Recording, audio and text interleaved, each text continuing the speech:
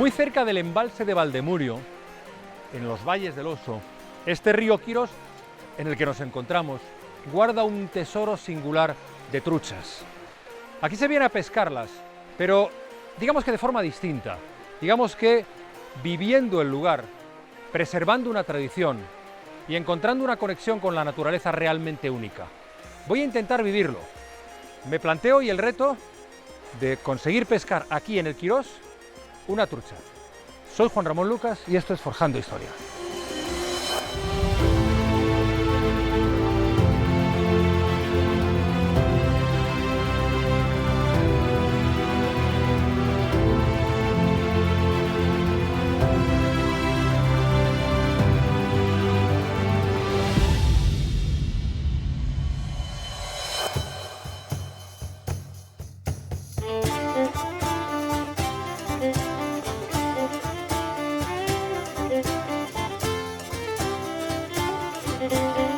La Senda del Oso es una ruta espectacular que recorre el antiguo trazado de un ferrocarril minero. Es una vía verde realmente excepcional y yo ya estoy preparado para recorrerla.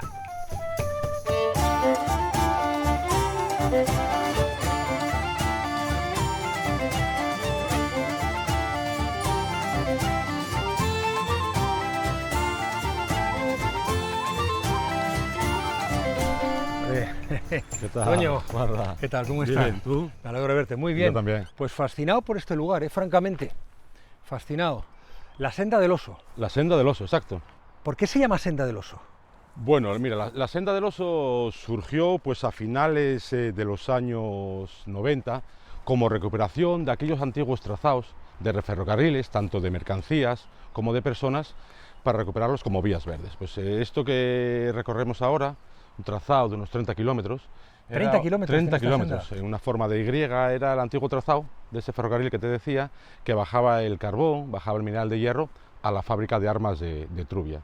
Pongamos que no sería una barbaridad pensar que desde algún lugar próximo podía haber algún oso o alguna osa observándonos. Pues probablemente más cerca de lo que a lo mejor nosotros nos imaginemos, hay alguna osa que nos estará oyendo, nos estará oliendo y no va a venir aquí a molestarnos, ni mucho menos, no hay que tener ningún problema porque aunque se llame la Senda del Oso, por aquí lo que hay son personas caminando, personas como tú y yo en bici, pero no vamos a encontrarnos osos por aquí en esas horas del día. Pero hay un tramo en el que sí hay un oso, una osa. Sí, hay un tramo donde hay una osa que vive en estado, no vive en estado salvaje, sino que vive en cautividad, ¿vale? Eso ya, si quieres más adelante te puedo contar un poco la historia, pues sí.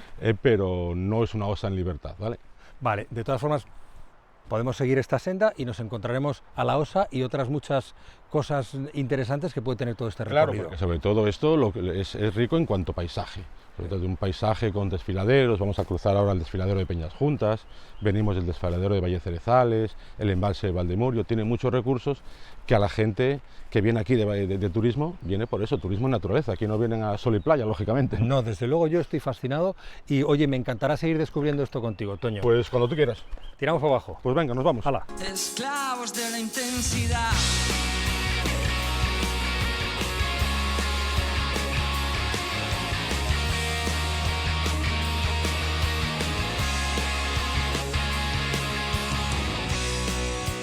Solo que no hay marcha atrás. Cada día es el final. Y no lo entiendo.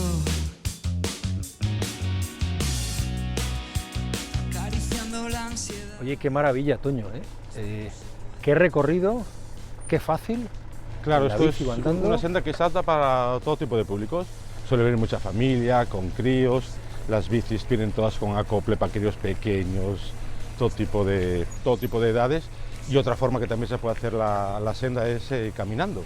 Al final son las modalidades, la senda en bici, la senda caminando, como todas las vías verdes, ¿no? No están permitidos vehículos a motor, entonces tienes la tranquilidad de que en ningún momento te vas a encontrar con un vehículo y ese, ya os digo, ideal, ya lo viste el trocito ese que hicimos, es fenomenal. A mí me parece que lo que hablábamos antes, ¿no? Este aprovechamiento de una antigua vía, de lo que es un resquicio de la historia, del pasado industrial, convertirlo en un territorio de experiencias para vivir la naturaleza, el paisaje y el territorio como esto, me parece Sí, absolutamente maravilloso. Y sobre todo que después también cumple otra función, que esto genera una serie de recursos turísticos y fija algo de población, que es una cosa que tenemos también que adolece de todo ese territorio, que es que hay cada vez menos población, más envejecida, y todo esto pues generan algunos puestos de trabajo y hace que gente se quede aquí labrándose un futuro laboralmente.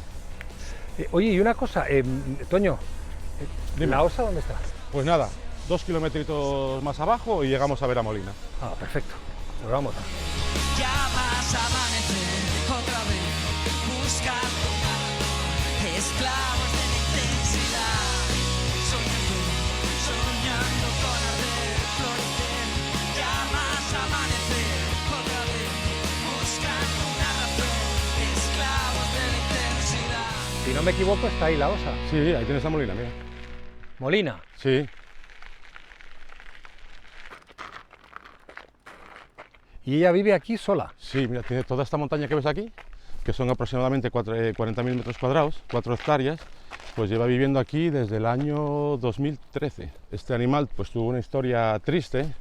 Cuando tenía solamente 9 meses tuvo un accidente, lo recogieron, se llevó a Oviedo a una clínica veterinaria y cuando ya estaba perfectamente recuperada y se pudo reintentar su reintroducción en el medio salvaje, pues no fue posible. Se humanizó, entiende que las personas le tienen que dar el alimento, ya ves, se acerca, no tiene ningún miedo y ahora por desgracia tiene que vivir aquí el resto de su vida, en esas instalaciones. Por desgracia, porque podía estar en el monte, en su medio natural, que es del oso pardo, y no ha podido. Exacto, y no se pudo lograr esa reintroducción. Siempre que se encuentra un animal, se intenta la reintroducción al medio salvaje, que es donde tienen que vivir estos animales. Cuando no puede ser, cuando eso no es factible, pues la Fundación lo que tiene es aquí esas instalaciones que gestiona para que esos animales pues tengan una vida digna en un medio natural, como el que tenemos justo ahí enfrente, donde hay osos en libertad.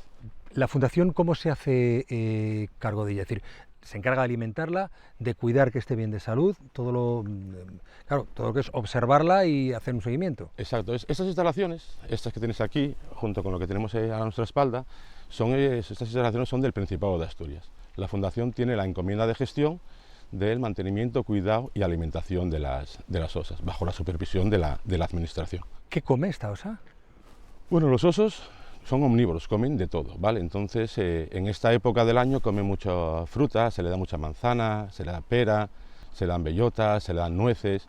Se intenta que tenga una dieta lo más parecida posible a los animales en libertad. Nunca va a ser posible, pero... ¿El oso pardo cuál es su situación ahora en Asturias? ¿Está en peligro? ¿Está creciendo? ¿Cómo está ahora? El oso pardo, a día de hoy, es una especie que está declarada especie en peligro de extinción, ¿vale? Desde los años 90 se declaró la especie en peligro de extinción y a día de hoy sigue siendo así, sigue una especie protegida. La situación, pues venimos de los años 90, donde podíamos hablar que quedaban entre 60 y 80 osos en libertad en toda la cordillera, hablamos de Asturias, Castilla, León y Cantabria, y ahora pues aproximadamente podemos decir que quedan algo más de 400 osos en la cordillera cantábrica. ¿Han crecido? Sí, creció la población bastante y salía en prensa la semana pasada que igual se revisa pues esa catalogación de oso de especie en peligro de extinción, mejor pasarla, pues seguir siendo protegida pero no con la máxima protección. Después de este agradable paseo por la naturaleza, voy a profundizar en el pasado industrial de la región.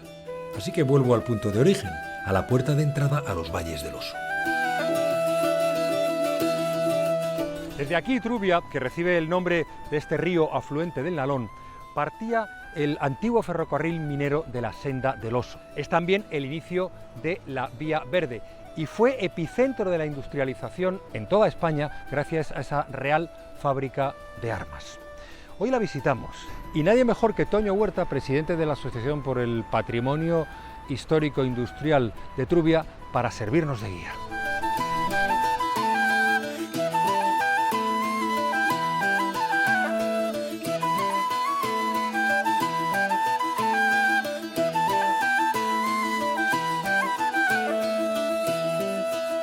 Toño. Hombre, ¿qué tal? Encantado. Encantado.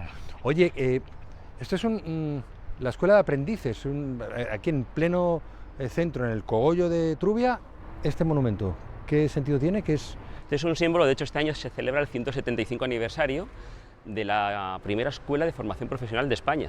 Fue aquí, Aquí nació todo. La escuela de aprendices. La escuela de aprendices, sí, cuando llega el que sería general Elorza a la dirección de la fábrica de armas, llega en 1844, él había estado exiliado en Europa, viajando por muchos países, ya tenía un perfil profesional, conoció mucha gente. Cuando viene a la dirección, pues muchas de esas personas que conoció las trajo aquí con un contrato laboral, maestros fundidores, cinceladores, grabadores, y con el compromiso de hacer formación a los trabajadores. Y es cuando surge esa escuela de formación profesional en 1850, como digo, la primera de España, que más prácticamente hasta los años 90 del siglo XX estuvo en funcionamiento.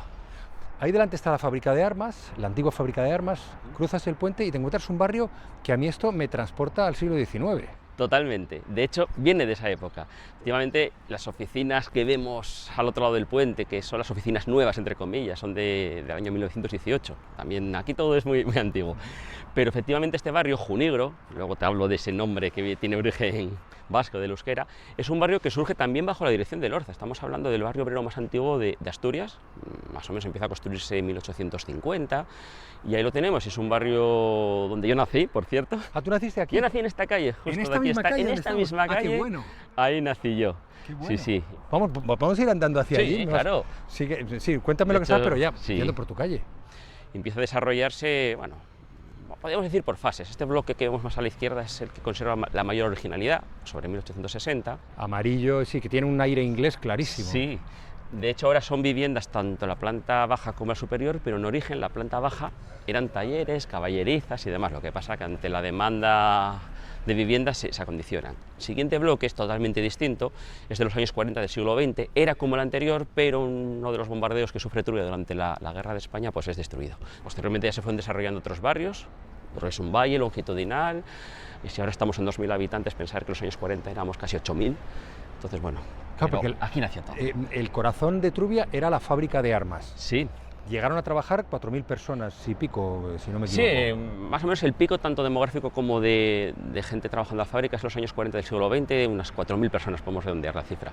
La fábrica, claro, ya son 200 y pico años, es en 1794 cuando surge no como cañones, surge como fábrica de municiones, real fábrica de municiones de Trubia, finales del siglo XVIII. ¿Y por qué se asienta aquí? Resumiendo mucho, una cuestión de estratégica y de seguridad. Finales del siglo XVIII hay amenaza de guerra con Francia, como luego ocurriría. La mayor parte de, vamos a decir, fábricas, aunque era sobre todo un sistema gremial, de armamento estaban en la frontera francesa, en Ripoll, en Gerona, pero sobre todo en Navarra y Euskadi, y en Guipúzcoa. Y es cuando el Estado decide buscar una ubicación, y bueno, sería muy largo de contar, y se decide ubicar en Trubia. Oye, me gustaría seguir viendo esto. ¿Damos un paseo por el barrio? Venga, vamos allá.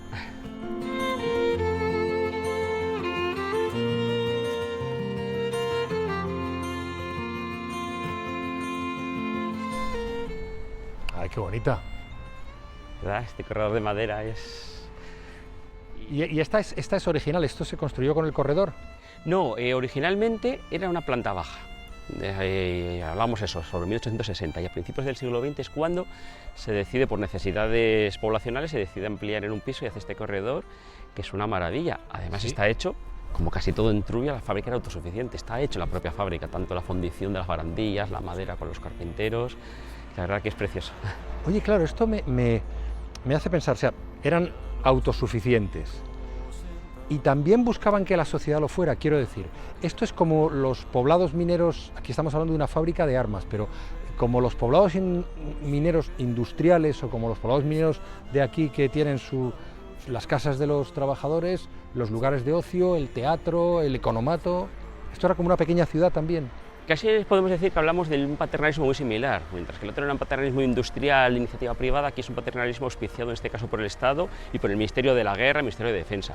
Pero sí, era poblado autosuficiente con su economato, su cine, su teatro, pero sí era una ciudad muy cerrada, hasta tal punto que hasta finales de la década de los 80, que es cuando sale de la órbita de defensa y se integra en el INI, todo Trubia, alumbrado, saneamiento, agua, dependía de la fábrica de armas. Aquel ayuntamiento prácticamente no hacía nada. Claro, en el momento que eso se acaba, se encuentra el ayuntamiento con que hay que atender las necesidades de infraestructuras de Trubia cuando antes lo hacía la fábrica. En el alba, ya los picos en Tamabé. Aquí la sociedad era distinta de lo que había alrededor. Hay paralelismos en el sentido de, por ejemplo, pues esa solidaridad, esa sensación de pertenencia al pueblo, al sitio donde se trabaja, pero luego ya empieza a haber diferencias, porque, por ejemplo, aquí, como te comentaba, hasta finales de la década de los 80 del siglo XX dependía del Ministerio de Defensa. Entonces, en ese sentido, había un control claro. bastante más estricto. Los Era trabajadores más militar. Era más militar, más castrense. Desde el propio economato, también comentábamos que hay un casino de obreros, pero había un casino de ingenieros para los militares. Hasta prácticamente los años 60 había un control muy férreo de la población, en el sentido de hasta que tenía la fábrica la potestad de meter en los calabozos a una persona que diera mala imagen por emborracharse un domingo. O sea, tu día de fiesta... Oh, claro. Eso, sí, escarbando en los archivos cuando hacía mis investigaciones en la fábrica encontré esa que la verdad que bueno, me llamó la atención. Pero luego también era una sociedad abierta en el sentido de que además de la fábrica de armas había otras empresas, y esto fue también un nudo ferroviario importantísimo. A mí, desde luego, me está fascinando, o sea, este corredor en el que estamos, que debe ser muy parecido al original, o se habrá restaurado poco, quizá al original, y luego estas casas que es que diferencian completamente, es decir, marcan una diferencia clarísima, yo imagino que con todo alrededor, y desde luego los pueblos de alrededor también, me evoca, me recuerda las de la minería, esas concentraciones para que los mineros estuvieran agrupados, contentos y no se me movieran mucho. Sí, al final hablamos de un paternalismo industrial, unos auspiciados por empresas mineras, en este caso auspiciado por el Estado y el Ministerio de Defensa. Esto lo hacía la fábrica.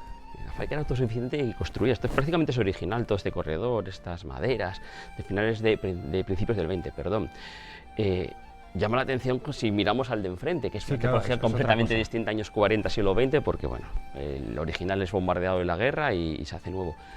Pero este en el que estamos recuerda mucho a los cuarteles mineros, con corredores de madera, e incluso lo comentabas antes, si aquí le ponemos otros 4 casi parece una corrala.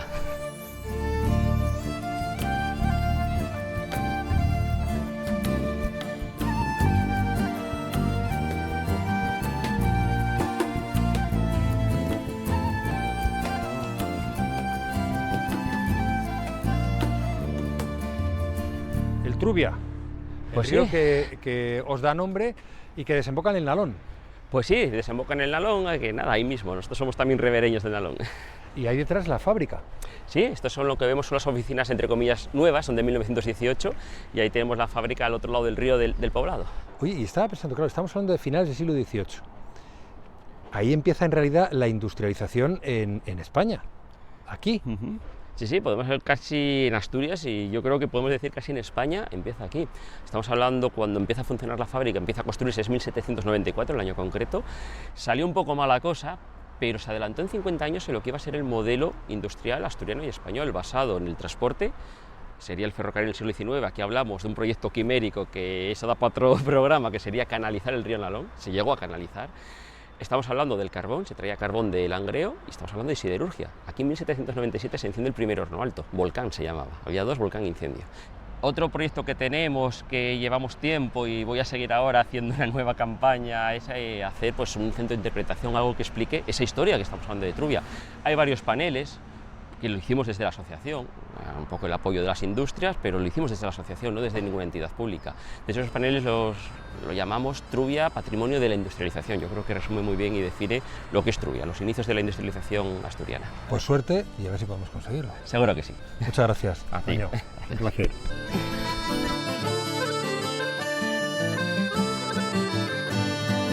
Después de conocer el pasado minero en la naturaleza, me gustaría profundizar en la vida y tradiciones de los habitantes de la zona. ¿Qué tal, Juan Ramón? Pues encantado de saludarte, encantado de estar aquí. Estoy fascinado con esta, que es una reproducción de la vida en el campo, en el monte, ¿no? De la vida de los ganaderos y de la gente corriente aquí. Sí, date cuenta que Quirós, hasta que llegó la industria y la minería, fue agrícola ganadero. Y aunque tuviera esa industria y minería, continuó su actividad principal, y por eso toda esta construcción, que efectivamente es como un monolito, Sí, donde es verdad. quisimos reproducir las construcciones más típicas de esta zona en un solo conjunto, pues lo pudimos hacer gracias a que se mantiene. Todavía tú vas a cualquier pueblo y todavía se mantienen ese tipo de estructuras e incluso de cierres. La piedra está hecha por canteros de verdad, o sea, toda esa esencia, esa pátina que tenemos es lo que se quiere transmitir, esa naturaleza viva que tiene el campo y que se mantiene a lo largo de los siglos. Claro que además, como tú dices, viva y que sigue presente. Es decir, esto pues, puede ser un rincón de cualquiera de los pueblos, de cualquiera de los valles de aquí. Efectivamente. Perfectamente. Y ahí lo que pasa es que aquí hemos reproducido A mí me recordó un poco la infancia, ¿no? Donde estaban los gochos, donde estaban ahí las gallinas, la cuadra, que es verdad, lo dice ahí, siempre se procuraba poner el dormitorio encima para que subiera el calor, ¿no? Exacto. Me parece Esa calefacción natural, fantástico. Esa calefacción natural. Es una maravilla. Asentado en un lugar donde antes hubo una fundición, acería, sí, una exacto, acería. Sí, en el siglo XIX hasta... La acería duró, pues eso, desde mediados del XIX más o menos hasta más o menos años 20 del O sea que siglo. estamos en el mismo espacio uniendo las dos realidades de esta zona, que son Exacto. la ganadería, el campo y la industria. Y además lo tenemos ahí delante. Exactamente, ¿Podemos ir a visitarlo? sin problema, vamos.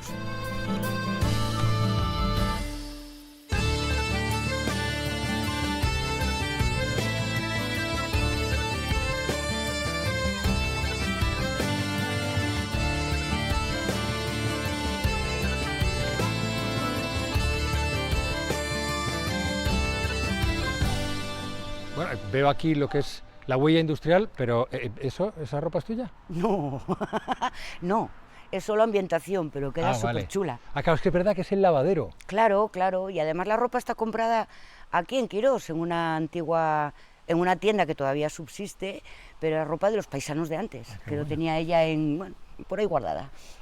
Bien, bien, bien. O sea, que eso sería la parte de la historia y el campo, y aquí tenemos la historia de la industria, porque estos muros, ¿esto qué es exactamente? Pues mira, estos son los muros de contención de terreno, porque era necesario sujetar ese terreno porque allá arriba donde ahora hay maleza, era la zona de descarga del carbón y del hierro. Esta fundición tuvo un origen muy, muy guapo. Quirós, casi todo el territorio de Quirós es carbón, pero tenía otra parte muy importante, a 5 kilómetros, debajo de aquella montaña que veis allí, a 5 kilómetros, en un pueblo que se llama Fresneo, muy cercano, estaban las minas de hierro. Ajá. Entonces, aquí lo que se hizo fue una fábrica, modelo inglés, típico de muy cerca de los recursos, Exacto. en un sitio llano, el único llano, ya veis cómo es Quirós, pues debe ser este y otro más que hay un poco más abajo, y con agua cercana, y que tuviera la posibilidad de transformar ese mineral, en este caso un acero, en bruto y de transportarlo. Que era a través de lo que hoy es la Senda del Oso. Del ferrocarril minero, que es lo que Ferrocarril ahora minero. mismo todo el mundo conoce como Senda del Oso, exacto. Entonces, ese es el origen de la Senda del Oso. Y he visto, ahí tenemos uno de Ahí los altos tenemos- hornos que había. Exacto. Aquí llegó a haber 2,5, porque el otro ni se encendió ya. Y uno lo tuvimos que cerrar que sería aquí donde está nuestro logo del museo, Ajá. porque bueno, estaba ya muy deteriorado, entonces preferimos no sacarlo más a la vista, pero está este otro que es la base de otro de los altos hornos. Esto es un alto horno La base, de sí, sí. finales del siglo XIX y principios del XX. Exacto. ¿Esto que hay ahí qué es? Porque este es el alto horno y aquí tenemos otras ruinas Esa es de otra algo... parte, exacto. Esos son parte de las galerías subterráneas por donde iba el sistema de soplantes para los altos hornos. Ah, y ahí tenemos, lo que veo son imágenes de cómo era esto. Exacto. La más importante es aquella. Aquella fue muy gracioso porque esa foto la encontré en un baúl. Una señora me llamó de aquí, de la fábrica, y dice, mira por ahí. Y de repente miro esto y digo, ¿y esto? Bueno, pues ese es el famoso Don Vicente, el del comercio. Un potentado. Potentado de aquella época, principios del siglo XX. Exactamente, y entonces él, como tenía mucho dinero, pues date cuenta que la fábrica era todo zona de paso, más luego lo que había aquí era zona de paso para todos los pueblos altos.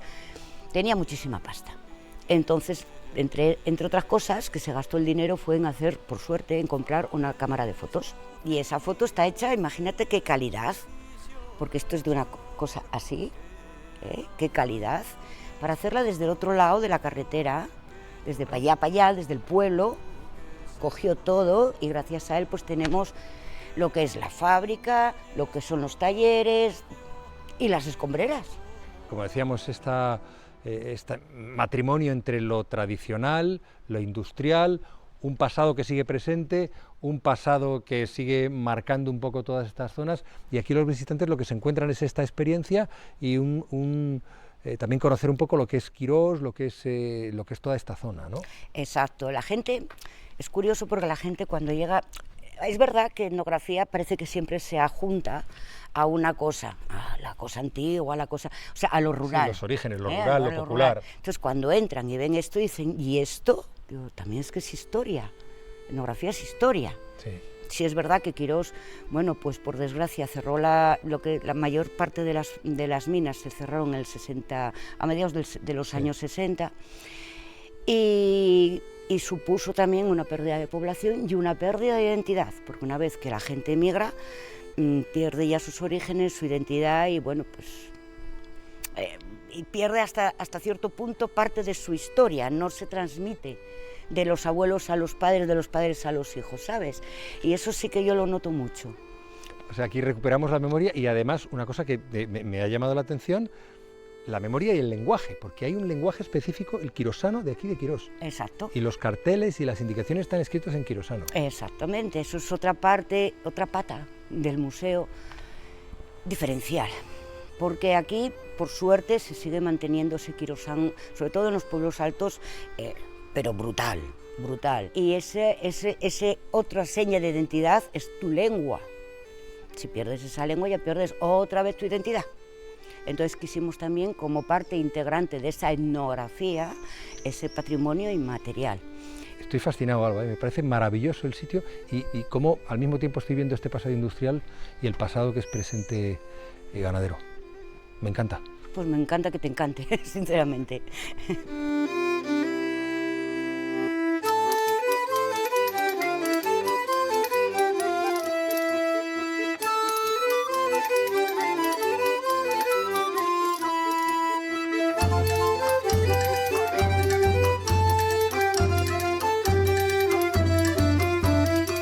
Aquí dentro que tenemos Pues mira, claro, aquí- reproducciones, algunos objetos antiguos. Aquí es esa historia que se cuenta, o sea, donde se cuenta toda la historia de la industria y minería, y no solamente la industria y minería, sino también esos personajes protagonistas que fueron los paisanos y paisanas del concejo de Quirós y de fuera, que vinieron muchos extranjeros también. Estoy viendo aquello de allí. Qué bien parece un minero a la entrada de la mina con el cigarro, una mano y la lámpara encendida. Sí. Oye, muchísimas gracias. Pues He nada, aprendido mucho a contigo vosotros, y estoy, encantada. como te decía antes, encantado de haber visitado este lugar y volveré. Pues estáis todos invitados, por Gracias, supuestísimo. Alba, gracias. Muchas gracias, Juan Ramón.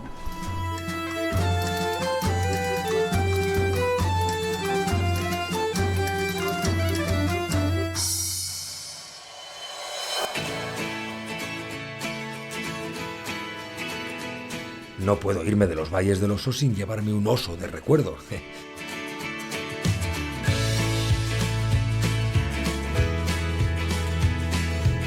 Un tótem que me dé suerte en el reto al que me enfrento en este capítulo.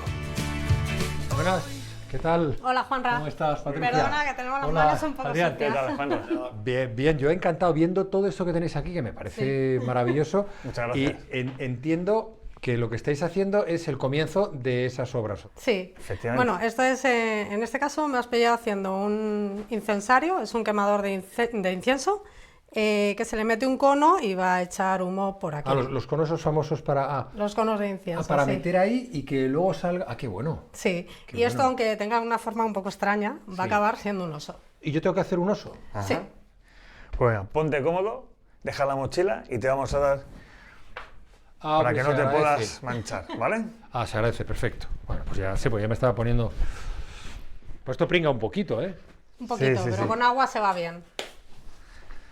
Aquí tienes, así ahora ya casi Perfecto. eres ceramista. Me queda mucho, ¿eh? Oye, ¿cuál es el siguiente paso? Porque yo ahora solo llevo un rato haciendo esto y me siento un Vale, poco... lo tienes que alargar un poquito hacia abajo para que ¿Hacia el abajo? cono, sí, para que el cono pueda respirar, por decirlo así. Hay que hacer una zona que sea como el tiro de una chimenea Vale. para que entre aire por debajo y de ahí el humo salga hacia arriba. Un oso Mira, te sin pongo aquí brazos, este sentado... para que lo veas. Este sería un oso que está sentado y que está mirando hacia la derecha. Ah, ya lo estoy viendo, claro, pero es que yo ahora lo estoy viendo ahí. Esto puede ser cualquier cosa. Podría ser la Tiene piedra, alma, vamos, no la tiene- piedra sobre la que se va a rascar. Eso podía ser perfectamente, si lo No, ponemos no, no. aquí, la piedra sobre la que se va a rascar. Vale, mira, aquí ya tienes la cabeza, podrías hacerle la parte del cuello y sacar de aquí esta parte de cerámica para hacerle un poco más de lomo. Ah, vale, vale, perfecto. Sí, lo puedes hacer o aplastando con el dedo o restándole con lo que es el cuchillo o cualquier otro tipo de herramienta. Y después le vamos a empezar a vaciar por dentro, con un vaciador. Lo vacío para dejarlo a como... Dejamos este que es más... Este es el del profe. Sí, vale. Y Me cojo yo este... Vale. ¿Y esto así? Sí. Mira, lo tienes que meter y girar en círculo Ah, vale. para ir sacando las partes de dentro. Y luego lo vamos a unir con la boca. Tiene que ser como una especie de chimenea, por decirlo de alguna manera. Oye, esto es como una meditación. Esto te concentras. Gratísimo, ¿eh? Esto es una maravilla. No te digo que no. Bueno, tengo que seguir investigando por aquí, vaciando. Claro, y luego, ¿con todo esto qué hacéis? ¿Con esto que sobra? ¿Se hace otras figuras? Sí, todo se reutiliza. Aquí, por ejemplo, yo lo voy haciendo una bola y luego con este se puede hacer otro tipo de... Mientras se envuelva en un plástico y esté cerrado, no se seca. Como yo ya preveía que con una sola clase el resultado no iba a ser muy espectacular... Sí, el resultado es realmente espectacular. Yo creo que es realmente todo espectacular, seguir practicando, ya pero te lo he dicho, no, en el sentido negativo. Es decir, esto es un espanto. Bien, pues te habíamos preparado uno por aquí. Esto, después de pintar, de hacerle la textura del pelo, quedaría algo pues parecido a esto. Qué guapo, ¿eh? Bueno, luego también todo el pelo. Dile cómo harías el pelo. Claro. El pelo es con una herramienta que tengo aquí, esta, o con el palillo. Sí. Se puede empezar haciendo así, por ejemplo, y se le va haciendo lo que es la textura y vamos haciendo las curvas, aunque no parece, pero Ya. de esta manera o con directamente el palillo. Y esto entonces, Patricia, es para colocar el cono dentro. Sí, mira, lo vamos a encender para que lo veas. Van al revés que las varitas, bueno, se enciende por la Sí. punta, lo metes aquí y empieza a sacar el humo por Qué bonito. lo que es el hocico. Joder, precioso. Voy a levantarlo un poquito. Me encanta, ¿eh? Sí. Me encanta el oso. ¿Se lo regalamos? Se lo regalamos. Venga, ¿hay alguna cosa más? Sí, venga, te regalamos un curso de cerámica también, para que vengas aquí con algunos amigos y mejores la foca. Que lo aprendas de verdad. Lo más generoso para calificar esto sería una roca flácida, pero bueno. Oye, muchísimas gracias. Nada. Patricia, Adrián, muchísimas gracias. Nada, Me gracias a encanta. ti.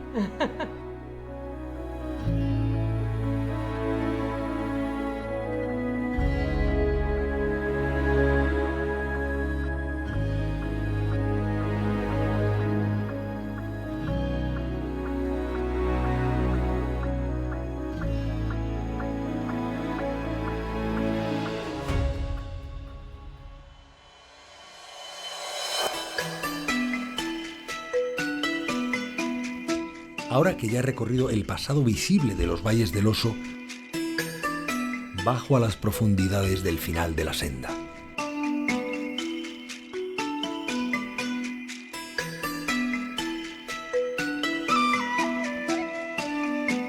Muy cerca del final de la Senda del Oso, en Teberga, se encuentra la Cueva Huerta. En 2002 fue declarado Monumento Natural y es espectacular. Tiene dentro espacios creados por la naturaleza durante millones de años y algunas especies animales realmente singulares. Quiero conocerla y para eso me he procurado el mejor de los guías posibles.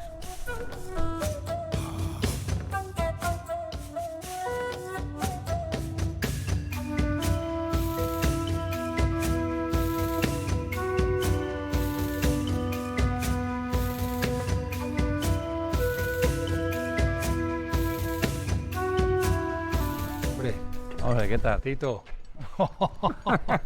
Magia. ¿qué fue eso? Magia, ¿no? ¿Las ha pagado solo con pasarla? Sí, sí, cuando te ha visto a ti, la has deslumbrado. Oye, ¿estamos en la entrada de la cueva o exactamente en qué punto estamos? Bueno, estamos en lo que decimos la entrada de la cueva, pero realmente fue la primera salida que tuvo el río cuando formó esta cueva. Si te fijas ahí en el suelo, es un lecho típico de río, de canto rodado.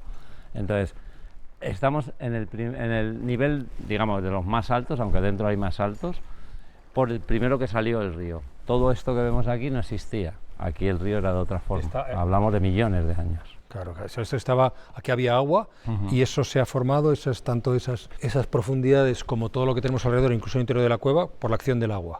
Acción del agua dentro de la cueva y acción también de una falla que tenemos abajo que golpeó y hizo que subieran todas estas montañas para arriba, que es cuando se forma el desfiladero, cae este caos y nos cambia ya la cueva por dentro, empieza a venir el río por el cauce seminundado. Entonces esta cueva lo que es muy interesante es que tiene 3 cauces que hablamos, ¿no? Fosilizado inactivo, que es el que vamos a entrar nosotros hoy, el seminundado semiactivo, el que lleva de vez en cuando agua siempre que el sumidero rebose, y el inundado, que es por donde ahora mismo está circulando el río Páramo. ¿A qué metros de profundidad, más o menos? Ahora mismo, pues hablaríamos que estaría unos 70 metros para abajo. Yo te sigo, yo estaré encantado de conocerla, así que lo que tú me digas. Lo único que te voy a vestir de Minion. Ah. Vale, vale. Para que no te manches mucho.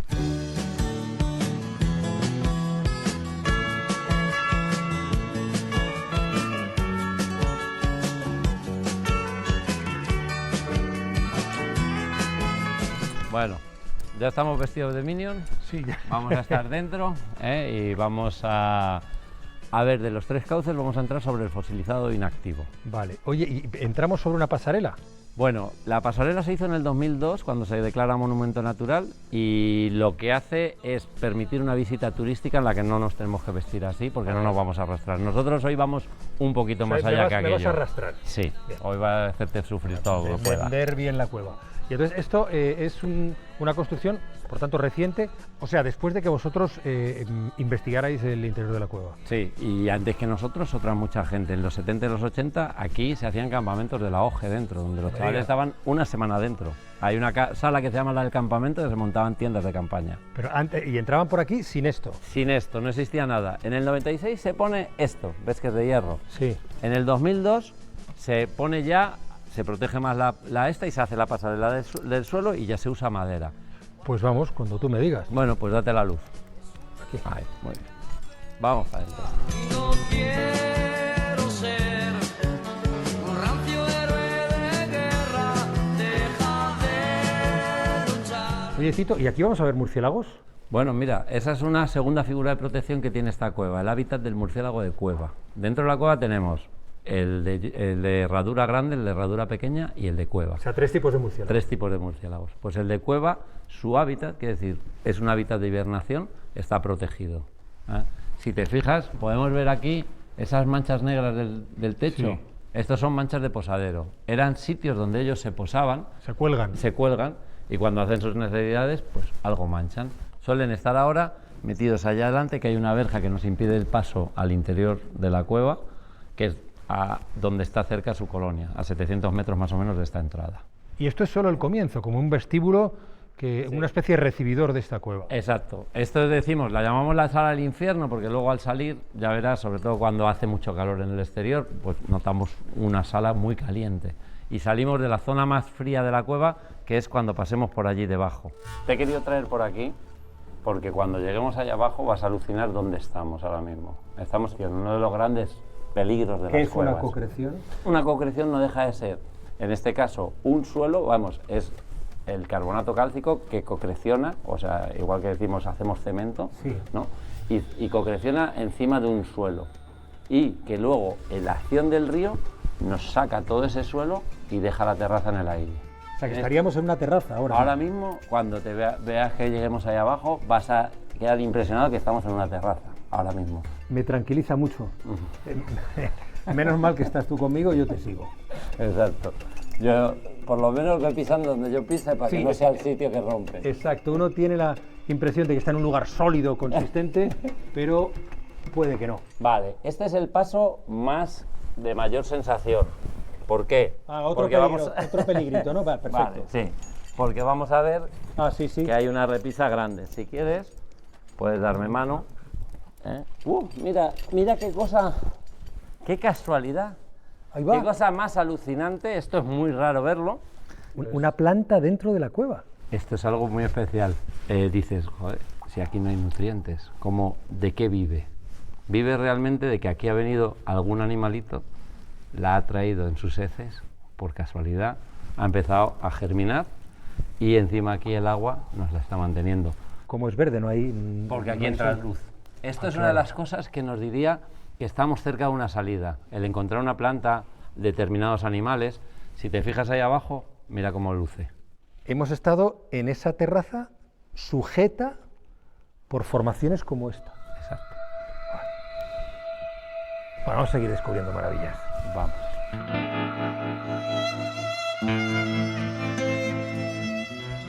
Bueno, este es el sitio más frío de la cueva.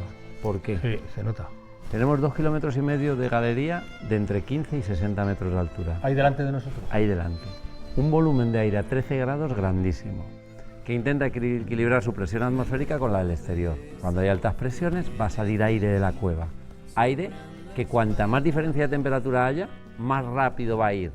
Entonces la sensación térmica aquí a veces, los días de verano de mucho calor, es de 8 grados. No tiene fin, no tiene fin. Juanra, hemos llegado al techo de nuevo, ¿eh?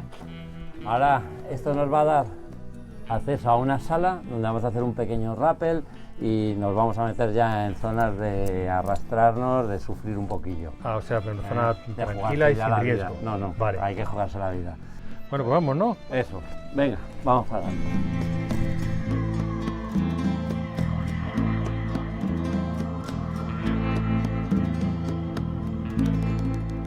Ahora aquí eres tú el que me vas a llevar. Yo ya voy a dejar de ser guía. ¿Cómo que te voy a llevar? Esto es muy pequeño. Bueno, Y aquí no hay salida. tú prueba y hay que acercarse para descubrir que a veces nos sorprenden las gateras. Esto es una gatera y aquí es donde vas a sudar. Pero yo no veo salida por... no veo salida ni por allí ni por allí. Bueno, tú entra, que hay 4 salidas, aunque parezca mentira. A ver si eliges la buena. A ver, una aquí, Bien, esa, yo la veo muy pequeñuca. Y además Mira, a esa ver. retrocederíamos. entra, pero a lo mejor salimos por arriba.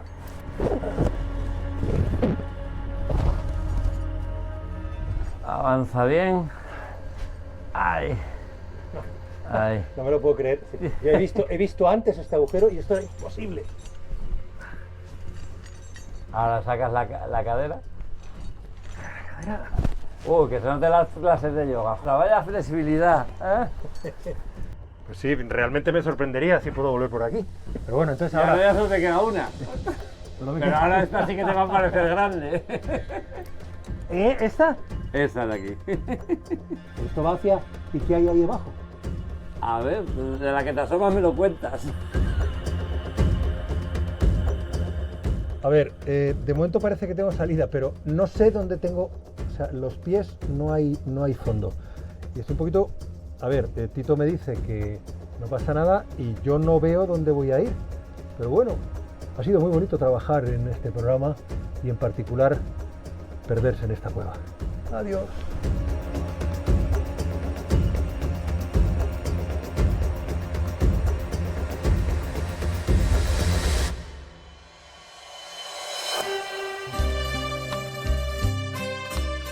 Ahora sí, ha llegado el momento de enfrentarme al reto de aprender a pescar en el río Quirós. Pescadores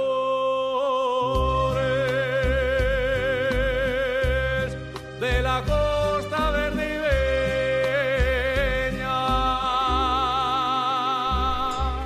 Ricardo, Buenos días. ¿cómo estás? Bien, ¿y tú? Bien, bien, bien. Pues aquí observando, bueno, el lugar precioso, este embalse, y viendo las cañas que tienes aquí. Pues tú eres Pues- pescador aficionado. Yo soy pescador aficionado, sí. Vale, pues yo quiero aprender a pescar Sí. porque me he propuesto sacar alguna trucha. Siempre vamos a intentar a ver. ¿Qué tienes aquí? Estas Bueno, aquí cañas. tengo 2 cañas para pescar en aguas paradas. Entonces hay 2 sistemas, uno que es con línea, con sedal ligero, que es esta, que hay que impulsar los mosquitos, los cebos artificiales Ya. con un peso, porque la línea es muy delgada. Y luego hay otro sistema que se llama sedal pesado, que el que impulsa la mosca. O sea que lo que hay que hacer es lanzar el cebo lo más lejos posible. Lo que hay que hacer es lanzar el cebo lo más lejos posible, porque es donde más posibilidades tenemos. Tenemos que coger la línea con el dedo. Sí, Abrimos el carrete para que salga. y a la vez cuando cogemos el impulso para lanzar, Sí. soltamos el dedo. Vale. ¿eh? Vale. Ah, Luego, vale, ahí se ha quedado. Vamos recogiendo despacín. Hasta que quede tenso. Para que la mosca vaya rayando un poco la superficie del agua y atraer al animal. Ah, vale, vale, vale. ¿Pero lo tenemos que dejar un rato allí o no? No, no, no, esto tiene que estar en movimiento. Ah, tiene que estar en No, movimiento. no, esto no es pesca estática, esto... Vale, o sea que es pesca- lanzar una y otra vez es pesca hasta que activa, sí. veamos ya que hay movimiento alrededor. El señuelo tiene que estar siempre en movimiento. Voy a lanzar yo. Al Va. lío. Entonces, Coge, pon la mano aquí, ¿no hay nadie alrededor? No. pon la mano aquí, ahí, Aquí. más aquí, ahí. Coge, ahí. Ah, vale. De momento lo Pasa sujeto. esto ahí Vale. y coge. Y ahora está abierto, El ¿no? primero te voy a ayudar yo para que veas cuando tienes que impulsar. Y cuando te diga suelta, suelta. Vale. Suelta. Muy bien, Oh, bien, aquí al lado. conseguimos. Bueno, Ahora vamos otra recoge. vez. Vete recogiendo. Vamos ¿Así? a lanzar otra vez. Echa para atrás. Impulsa. Muy bien. Al cielo. Mira que. ¡Jolín, macho! Ahí está ver. viniendo ahora. Si te sube una, si la ves chapotear, templas un poquitín. Tensas un poco para que clave. Ay, por ahí hay una, ¿no? Ah, sí, por ahí hay a la Sí, izquierda. pero hay ya, una. ya marchó. En el río mejor. Sí, sí, en el río mejor. En el río hay más posibilidades porque en el río las podemos engañar mejor, porque hay corriente, Ya. hay más sombra.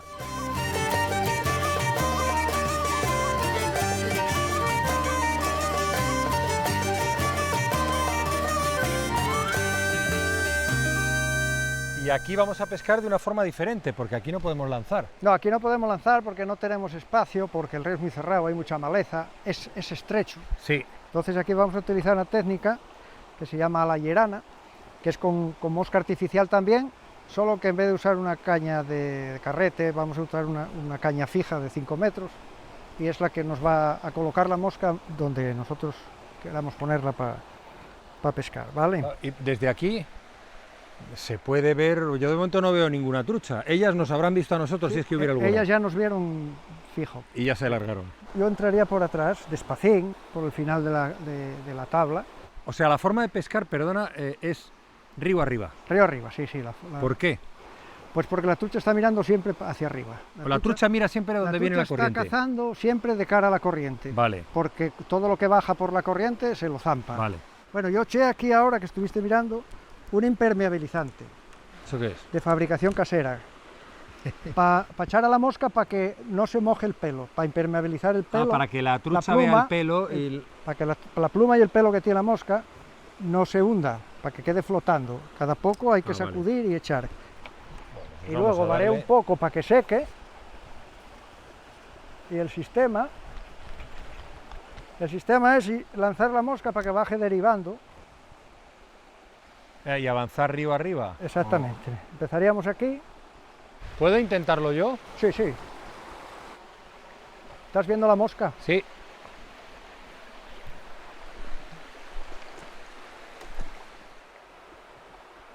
Nada, Ricardo. Supongo que con práctica No, ya lo dominas. podré macho. conseguirlo, pero Ya nada, lo dominas, ya lo nada. dominas. Cuestión de tiempo. Oye, no he conseguido el reto que me había propuesto, pero he aprendido mucho. Pero casi, ¿eh? Pero casi.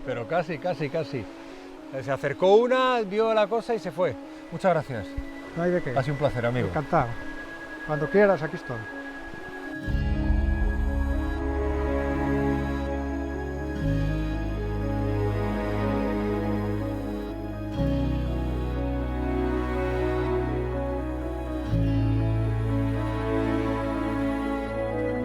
¿Quién me iba a decir a mí que un simple oso de cerámica me iba a transmitir una paz tan absoluta? Pues lo hace, porque me recuerda lo que he sentido con Adrián y Patricia, una tranquilidad equiparable a hacer meditación. Para mí este oso es un tótem, aunque no me haya dado suerte en mi intento de pescar. Gracias igualmente, Ricardo, por enseñarme. Contigo he comprobado lo que significa ser de Quirós. Me quedo absolutamente fascinado con el paisaje de la Senda del Oso y la gran labor de personas como Toño. Convertir un resquicio del pasado industrial en un territorio repleto de experiencias en la naturaleza es algo maravilloso. De hecho, me ha encantado conocer a la osa molina, aunque si alguien entiende de naturaleza es Alba, que en un mismo espacio une y reproduce las dos realidades de Quirós, ganadería y patrimonio industrial en un paisaje vivo que se mantiene a lo largo de los siglos. Por otro lado, he viajado al pasado con Toño Huerta, recorriendo el barrio obrero más antiguo de Asturias. Ha sido un verdadero placer pasear contigo por tu barrio y las calles donde te criaste para conocer los inicios de la industrialización asturiana. Es un pasado que sigue presente, un pasado que sigue marcando la zona y preserva la identidad de la región, incluso en la oscuridad, donde la vida siempre se abre paso hacia la salida. Gracias a todos por forjar historia conmigo en los Valles del Oso.